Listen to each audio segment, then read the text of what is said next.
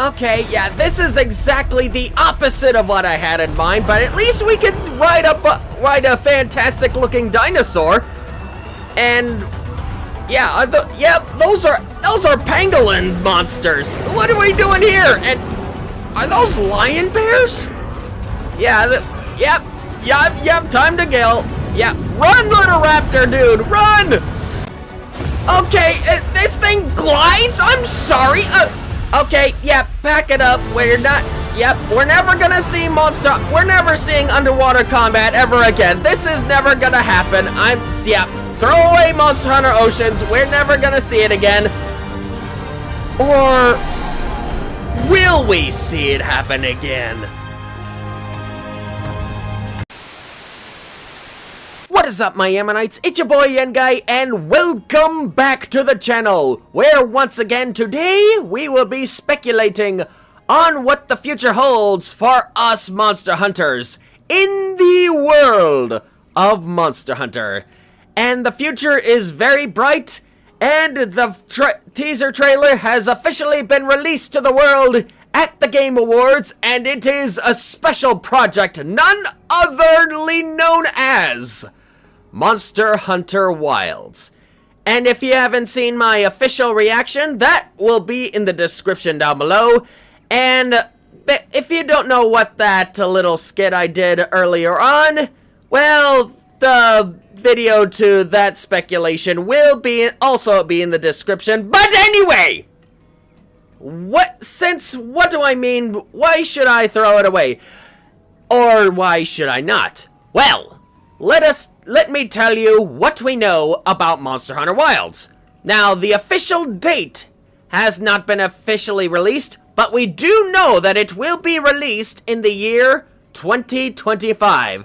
So we have a very long and agonizing wait to find more news regarding this special addition to the Monster Hunter franchise.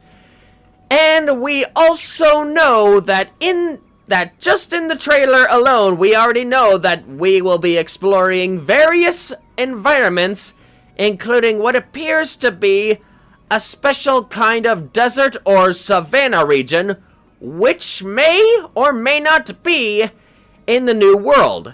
Now, why do I bring up the New World? I mean, it's in Monster Hunter World, or in Iceborne. Why are we going back there? Well, the evidence for that is if you look at the hunter right here, you will see on his arm that what looks like a slinger, with a very miniaturized version, but it does appear to be a slinger. And if you also look to his belt, you will see a scout flag cage, which is only currently known to be found in Monster Hunter World. And of course, we also know that now we have a new special mount. The Palamutes are back, but in a different form. And instead of the dog and cat that we all know and love, that's Palico and Palamute respectively, don't you start flagging me now, we all are now riding dinosaurs in the form of what I would dub, for the sake of this video, as the Paloraptor, for obvious reasons. And you will also notice that as we ride this majestic beast across the dunes, running away from a sand dune and other small monsters that look like bears, baboons, and lions, completely fused together, which may or may not be a different species of Gauss Harag. We do not know if it is officially confirmed or denied, but it is a very dangerous predator, I would most certainly assume, and I know you will too. And of course, we also notice that in this specific region is full of lightning strikes associated with sandstorms. Not sure how that works, but since we have the evidence that we see the Paloraptor gliding, everyone has been speculating that we may, in fact, see the world of Monster Hunter be much more open world than we have previously been used to. Perhaps in the same level as Breath of the Wild and Tears of the Kingdom, respectively. That's right, we may in fact be seeing Monster Hunter in a much more open environment. We may be traversing between the Ancient Forest, the Coral Highlands, the Wildspire Waste, and the Rotten Vale, all simultaneously and one single hunt. But assuming that's true, that would mean we would be exploring one entire continent without any loading screens. And if it's assuming all of that is true, and we be dealing with a map that is so open world, we may be going to different biomes simultaneously. We may in fact be witness to various different towns and sectors. Everyone is speculating that maybe the Paloraptor might be a mobile tent. I mean, it is kind of logically cool if you think about it, but I personally would like to think that because we have a melee weapon as well as what appears to be a bow gun inside of a satch in the Raptor, I would like to think we can not only do a melee weapon, we can also use bowgun weapons simultaneously.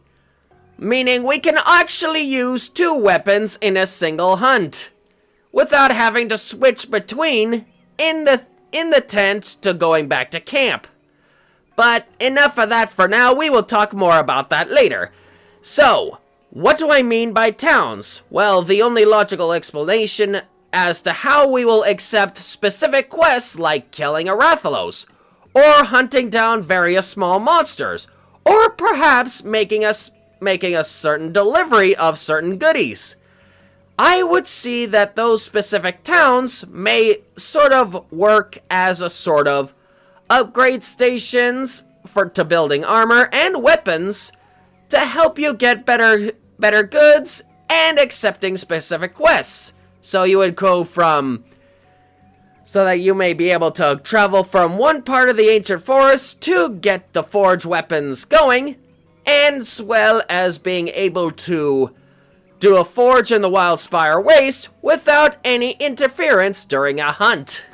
Which brings the point that, assuming that Breath of the Wild formula will be given to Monster Hunter, that means we are in for a very exciting time.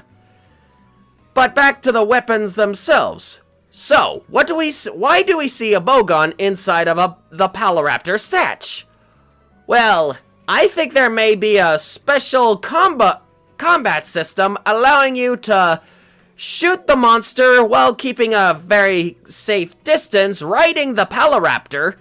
And if it's weak enough, or if you just want to be a badass, you can leap off of the Paloraptor's back and move in for the kill with your melee weapon, whether it be Great Sword to hit with extra damage, or if you're like me, you can go in for the kill with an insect glaive flying across the way until the monster dies.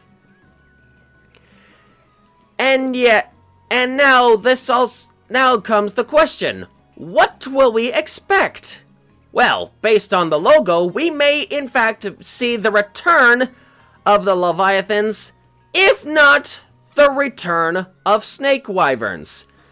And yes, everyone has been speculating that this theme is actually based and inspired by South American mythologies like Quetzalcoatl, which is the feathered serpent, or African mythologies that having their specific definitions of dragons looking more like snakes, or my favorite, the Australian outback, which has its own rainbow serpent. Now, obviously, that may also include the possibility of wet and dry seasons specifically, allowing certain areas to be flooded, allowing us to see once again various aquatic leviathans and sea wyverns. snake wyverns, and specifically, our favorite thunder-breathing sea dragon, Lagiacrus. I'm not sure how he will be brought back, but assuming that we may be able to traverse the waters in our own unique way, we may in fact see our favorite sea dragon terrorizing our coastal areas once again. Oh, hey, yeah, Future Young Guy here. As I was editing, I completely forgot to mention that even if the season system doesn't actually work, because the demand for Lagiacrus has been so high, the likelihood of seeing him again could not be much higher. Though, I must admit, it may not happen, but like I said, they actually tried it with World, and they did bring back the Leviathans in Rise and Sunbreak, so yeah, the Lagiacrus coming back is actually much higher. I wouldn't say high too much yet, because, well, due to technical issues, there were a few troubles, which kinda kicked out Lagiacrus in World and Iceborne, but because Lagiacrus is in such high demand, we may in fact see him again. Anyway, back to your normal program. And if we don't see him in this installment of Monster Hunter Wilds, I actually theorize that in the DLC, we may in fact expect, say it with me now, Monster Hunter Oceans.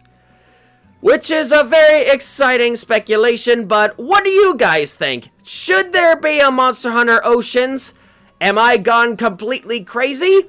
Or is there anything else I may or may not have forgotten to talk about? Let me know in the comments below. And if you did enjoy this little speculation, please leave a like in the comments. Leave a like, subscribe to the channel to become a very lucky Ammonite today.